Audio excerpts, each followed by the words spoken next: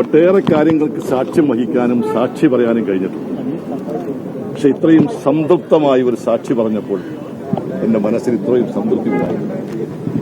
കാരണം നീതിമാനായ ഉമ്മൻചാണ്ടിയെ അപമാനപ്പെടുത്താനും അദ്ദേഹത്തെ വേട്ടയാടാനും വേണ്ടി നടന്ന ഒരു ശ്രമമാണ് സോളാർ കേസ്. ആ സോളാർ കേസിൽ ഏറ്റവും കൂടുതൽ കേരള മനസ്സാക്ഷി ഞങ്ങളെ മാത്രമല്ല ഞെട്ടിച്ചത് ഉമ്മൻചാണ്ടിക്കെതിരെ പ്രതി ജയിലിൽ നിന്ന് എഴുതി എന്ന് അവകാശപ്പെട്ടുകൊണ്ട് സോളാർ കമ്മീഷന് മുമ്പിൽ കൊടുത്ത ഒരു കത്തിലെ പരാമർശങ്ങളാണ്. അതിൽ ഉമ്മൻചാണ്ടി വ്യക്തിപരമായി അദ്ദേഹത്തിന്റെ സ്വഭാവത്തെ പോലും ഹനിക്കത്തക്ക രീതിയിലുള്ള സമൂഹം മാപ്പ് കൊടുക്കാൻ കഴിയാത്ത രീതിയിലുള്ള പരാമർശങ്ങളുണ്ടായി. ഇന്ന് ബഹുമാനായ എന്റെ സ്നേഹിതൻ ശ്രീ സുധീർ ജേക്കബിനെ ഞാൻ അഭിനന്ദിക്കുന്നു.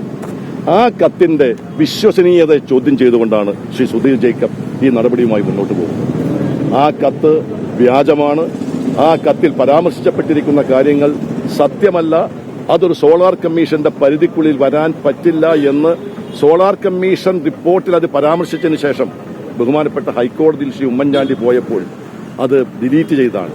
പക്ഷെ വീണ്ടും ഉമ്മൻചാണ്ടിയെ വേട്ടയാടാൻ ശ്രമിച്ചപ്പോൾ ശ്രീ കെ സി ഇവിടെ പറഞ്ഞതുപോലെ സത്യം ഒരിക്കലും മൂടിവെക്കാൻ കഴിയില്ല, അത് കുറച്ചുകൂടി വ്യക്തമാക്കണം എന്ന ആഗ്രഹത്തോടു കൂടിയാണ് എന്റെ സ്നേഹിതൻ ശ്രീ സുധീർ ഇത്തരത്തിലുള്ള ഒരു കേസുമായി മുന്നോട്ട് പോയത്.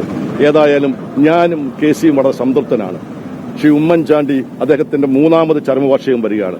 അദ്ദേഹത്തിന്റെ 3ാം ചരമവാർഷികം വരുമ്പോൾ ലോകമെങ്ങുമുള്ള മലയാളികൾ സുഹൃത്തുക്കൾ അദ്ദേഹത്തെ സ്മരിക്കുമ്പോൾ അദ്ദേഹത്തിന് എതിരായി ഉന്നയിക്കപ്പെട്ട ഒരു കള്ള വാദത്തിന് സാക്ഷി പറഞ്ഞുകൊണ്ട് അത് തെറ്റാണെന്ന് ബഹുമാനപ്പെട്ട കോടതിയുടെ മുന്നിൽ ഞങ്ങളുടെ മനസ്സാക്ഷി തുറക്കാൻ കഴിഞ്ഞു എന്ന സംതൃപ്തിയാണ് ഞങ്ങൾക്കുള്ളത്.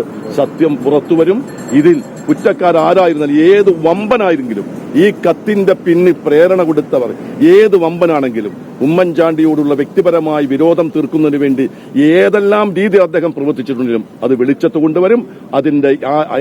ഇതിന്റെ കുറ്റക്കാരെ ബഹുമാനപ്പെട്ട കോടതി ശിക്ഷിക്കുമെന്ന പൂർണ്ണ വിശ്വാസത്തോടു കൂടിയാണ് ഈ സാക്ഷിമൊഴി കൊടുത്തതിനു ശേഷം ഞങ്ങൾ മടങ്ങിപ്പോകുന്നത്.